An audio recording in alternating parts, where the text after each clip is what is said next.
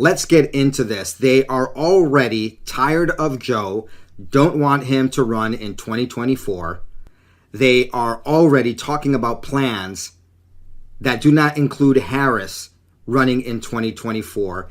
And there's a new name being floated and supported and a plan on how this could happen. We're going to get into that. But before we get into that, we need to see what is really going on.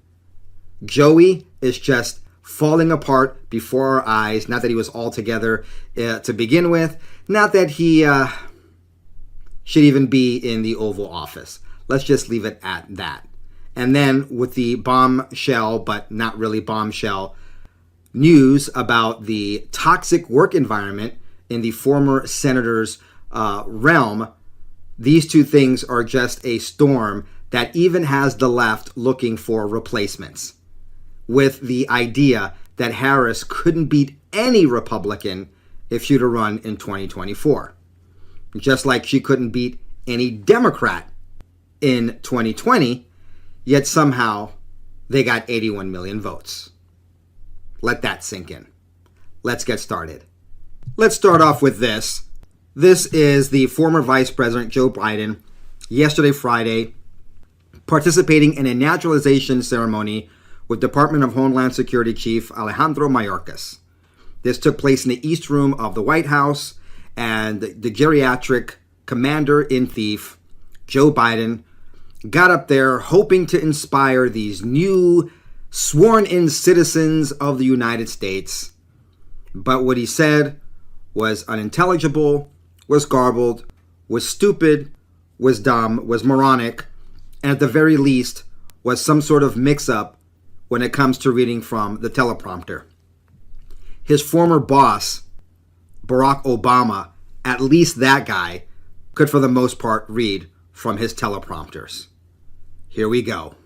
Look, today's special guest to all of you, it's my honor to congratulate the 21 of you who for earned the title of that our democracy is equal to being president. It's of the same consequence. Citizen of the United States of America. That's right. The first inspirational words out of the mouth of the former Vice President Joe Biden, the geriatric commander-in-chief. Nothing wrong with him being geriatric. It's just that he is at the point of rapid cognitive decline. And remember, this is rapid cognitive decline from someone who was never the juggernaut of intelligence to begin with. Look, today's special guest to all of you. It's my honor to congratulate the 21 of you who've earned the title that our democracy in every is equal to being president. It's of the same consequence, citizen of the United States of America.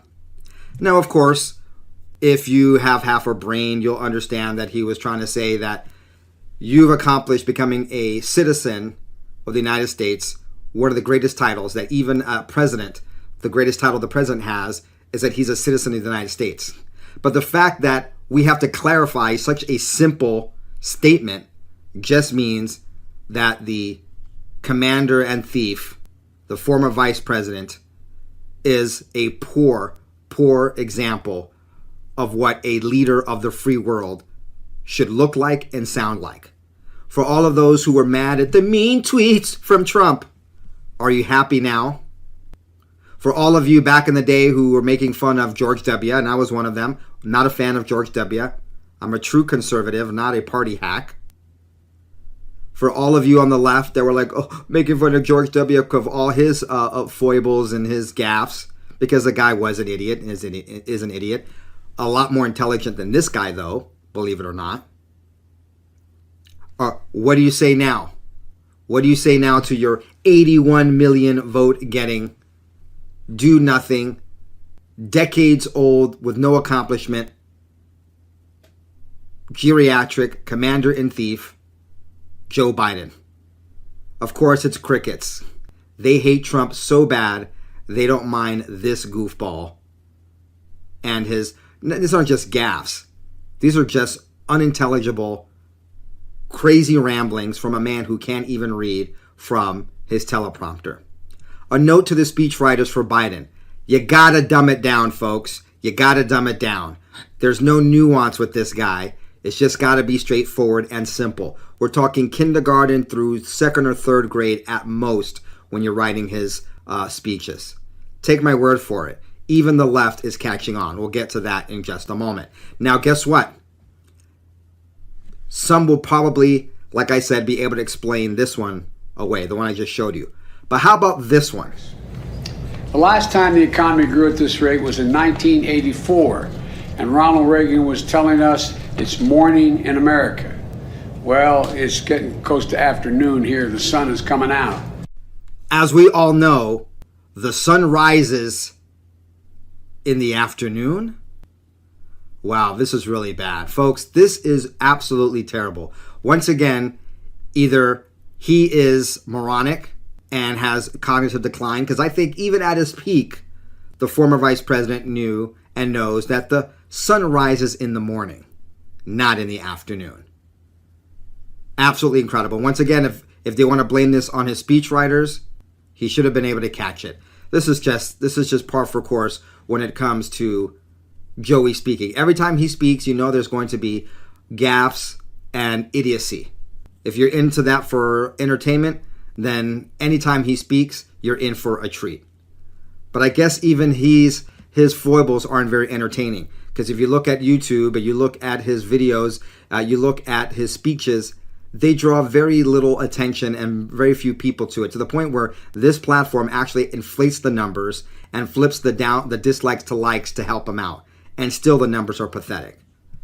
But of course, he got 81 million votes, and the only 74 million vote getting Donald Trump still continues to draw tens of thousands and hundreds of thousands, tens of thousands in real life events, in-person events, and hundreds of thousands are lined up to hear him speak on virtual events before he even starts speaking.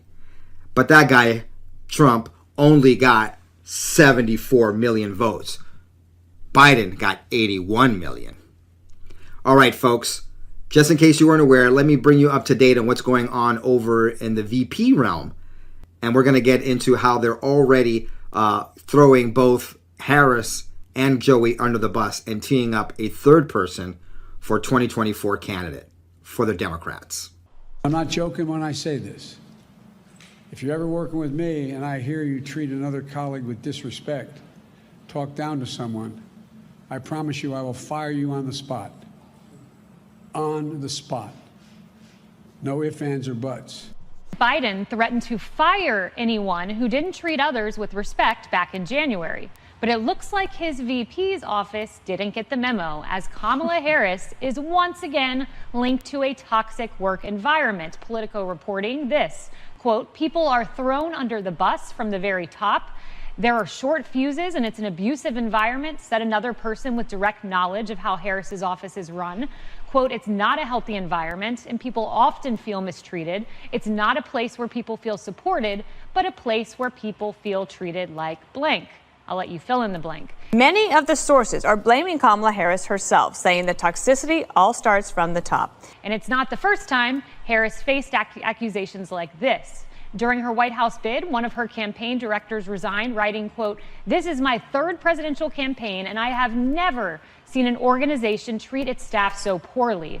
I no longer have confidence in our campaign or its leadership. The treatment of our staff over the last 2 weeks was the final straw." Harris's chief spokesperson, Simone Sanders, defended the VP and said people who made the claims are cowards. But this is not the first time Harris has been accused of fostering a bad work environment. In fact, Jesse, back during her presidential campaign, this letter was sent in as part of a resignation in which the staffer said, "This is my third presidential campaign, and I have never seen an organization treat its staff so poorly. It is not acceptable to me that we encourage people to move from Washington, D.C. to Baltimore, only to lay them off with no notice, with no plan for the campaign, and without thoughtful consideration of the personal consequences to them." And around that time, there was a New York Times story that had 50 staffers quoted saying similar things.